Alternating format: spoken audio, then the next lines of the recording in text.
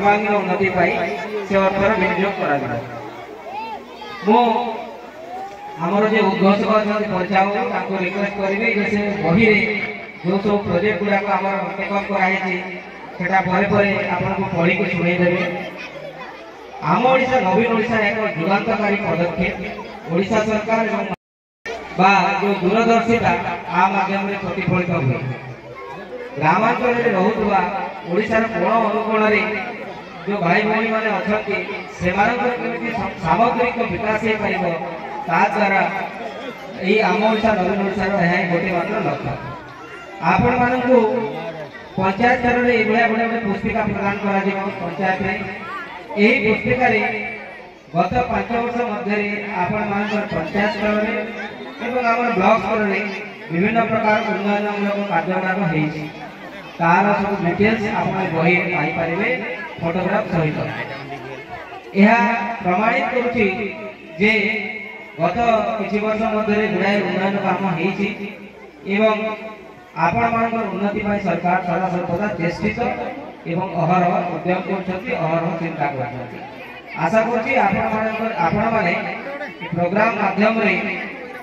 सरकार जो वार्ता देवाक चाहूँगी सरकार जो सचेतनता वार्ता आपण देवाक चाहूँगी उपलब्धि करें। आमर आम ओडिशा नवीन ओडिशा सचेतनता कार्यक्रम मूल लक्ष्य है सरकारी स्तर में जो सब योजना आपण जो गुड़ा ग्रासरूट लेवल तृणमूल स्तर में इम्प्लीमेंट से विषय आप सचेतन हूँ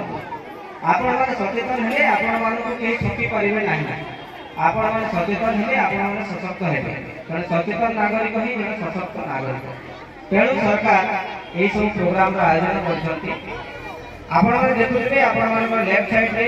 किसी स्टॉल कराई ओडिशा इलेक्ट्रिशियन स्टॉल अच्छी मेडिकल स्टॉल अच्छी आईसीडीएस और गुड़ाए अन्य लाइन डिपार्टमेंट मान स्टॉल सब अच्छी से स्टॉल गुड़ाक ये से जो लाइन डिपार्टमेंट माने विभिन्न प्रकार प्रोजेक्ट जो गुड़ा कार्यकारी हो विषय आपण मैंने किसी नॉलेज पाई पारे सरकार जन्मरू मृत्यु पर्यंत गुड़ाए योजना कर सब योजना संबंध में आम जानी नहीं तार लाभ हो पाए तो आम ये कार्यक्रम मूल लक्ष्य सैया सरकारी स्तर में जो सब योजना चलती आपड़ा जानते कारण ग्रामांचल गुड़ाए गुड़ाए लोक अच्छा जो मैंने सरकारी योजना संबंध में बेस किसी जानी ना तेणु तार लाभ उठे पारती ना तो आपण सचेतन करवा ही आमर मूल लक्ष्य आशा करुच्ची आपण मैंने प्रोग्राम माध्यम सचेतन हेबे आपण मान पाख पड़ोशी जो माँ मैंने जो भाई मैंने अच्छे सचेतन करेंगे एवं आगक किपरि भाव सरकार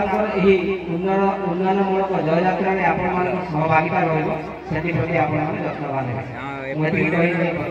धन्यवाद थैंक यू।